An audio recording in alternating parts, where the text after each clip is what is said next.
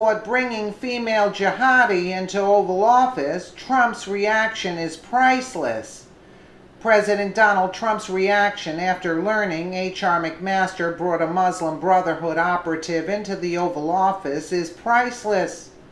Cries for Trump to fire Mcmaster have not been in vain, and now we have learned how Mcmaster and Dina Habib Powell, who is called the Republican Abedin, brought this female jihadi named Aya Hijazi right into the Oval Office to meet the president. What Trump did next will blow your mind. You don't want to miss this. President Trump will be firing H.R. Mcmaster, but before we get to that, we need to talk about the little-known story of the Muslim Brotherhood operative that Mcmaster and Dina Habib Powell, his right-hand woman, brought into the Oval Office after they orchestrated a so-called rescue mission. It's this situation which was Mcmaster's final straw with President Trump. Aya Hijazi worked for the Baladi Foundation, which is a front for the Muslim Brotherhood, along with her husband, Mohammed Hassani. The couple was arrested after causing riots in Egypt against President al-Sisi, who opposes the Muslim Brotherhood and is calling for them to be designated a terrorist organization. So Aya Hijazi and her husband took up the radical Islamic cause as jihadis and were evidently accused of heinous crimes against children. The group was eventually charged on 7 counts, including operating unlicensed organizations, inciting street children to join pro-Muslim Brotherhood protests, and sexually assaulting minors, according to Jihad Watch. Front Page magazine reports that Hijazi became the photogenic face of a campaign against the post-Brotherhood Egyptian government. Photos show her reading Oprah's favorite author, Maya Angelou, I Know Why the Caged Bird Sings, behind bars. Snaps from that calculated photo shoot would be used to illustrate countless media sob stories about her plight in prison. That brings us back to Mcmaster and Dina Habib Powell, an Egyptian-born Muslim herself. They orchestrated for Hijazi's release and brought her into the Oval Office for a photo op with President Trump. The freed Muslim Brotherhood operative alleges a conversation with Trump that she then relayed to PBS, making it look like she was schooling Trump on the Muslim Brotherhood being the good guys. In a PBS interview, Aya Hijazi challenged President Trump's praise for Egypt's leader. She accused him of keeping thousands of wrongly imprisoned people in prison. It's not just for fighting terrorism, she insisted, and she made a point of correcting President Trump on the Muslim Brotherhood, reports Front Page magazine. There are photos of this visit, and Trump's face says it all. He looks like he is about ready to kill someone. Trump only learned through talking with Hijazi that she was really a Muslim Brotherhood operative.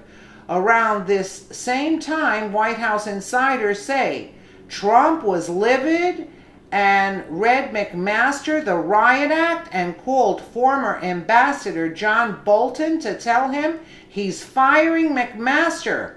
Bolton, a seasoned advisor, told him to wait until certain world conflicts were dealt with. I wouldn't even wait. At an NSC meeting, look at his face. Can you just imagine that? I'm at a loss for words. You got to excuse me today. At an NSC meeting, H.R. Mcmaster insisted that Islamic terror had nothing to do with Islam. Are you kidding me? The use of radical Islamic terrorism was a mistake Before long, Mcmaster had pushed out K.T. McFarland and replaced her with Dina Habib Powell. Habib Powell had all the right friends, like Valerie Jarrett.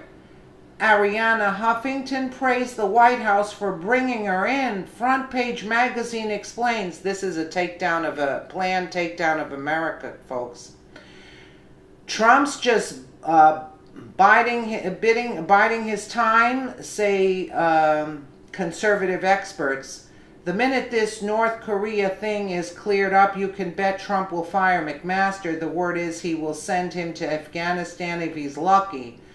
There are reports that Trump was thinking about pulling Mcmaster from the NSC to put him in charge of the war in Afghanistan, reports New York Magazine. That's if McMaster's lucky. Trump may just send him back to his backer, George Soros. I totally agree with this. Mcmaster has become a pariah to Trump supporters after he fired 7 pro-Trump loyalists from the NSC for no reason.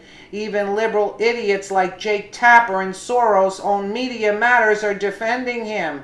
Well, it's too late. Mcmaster will be out of the White House right after Kim Jong-un is dealt with, so we can all sigh with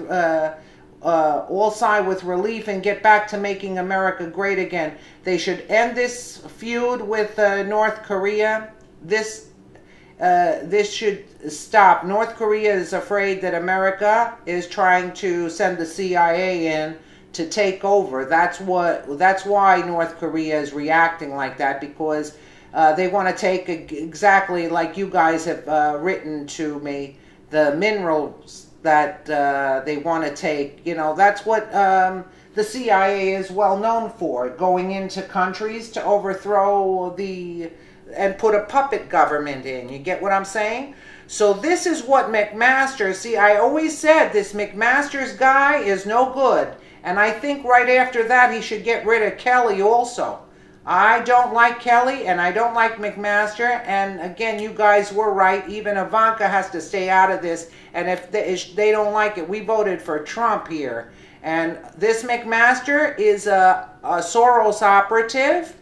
And Soros, this is what, you know, this is a big problem, guys. I'm so concerned about this because this does not look good.